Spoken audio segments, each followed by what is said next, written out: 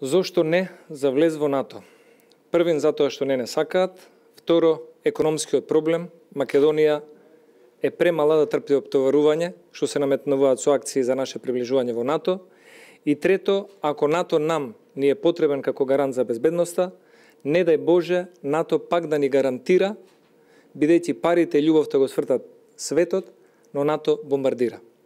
Ова се зборови, цитат, од новиот, во наводници, реформски генерален секретар на владата, предводена од Зоран Заев.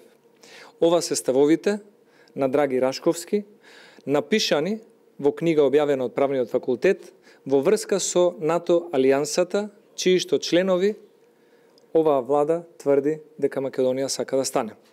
Владата на Република Македонија не смее да функционира според овие ставови на генералниот секретар како висок функционер на владата, бидејќи ваквите антинато ставови на господинот Рашковски се штетни за евроатланските интеграции и иднината на Република Македонија и за незиниот имидж.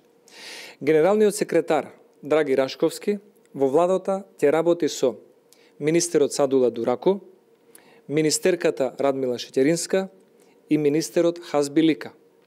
А во однос на нивната улога и улогата на НАТО во 2001 година, генералниот секретар на Заев во споменатата книга објавил и говори: за терористите имаа и храна и облека, под тезга им даваа оружје, граѓаните на Куманово немаа вода за пиење, зашто не можеа да преговараат. Колебајте се како да ги крстат, на крајот решија терористите да ги викаат борци за човекови права.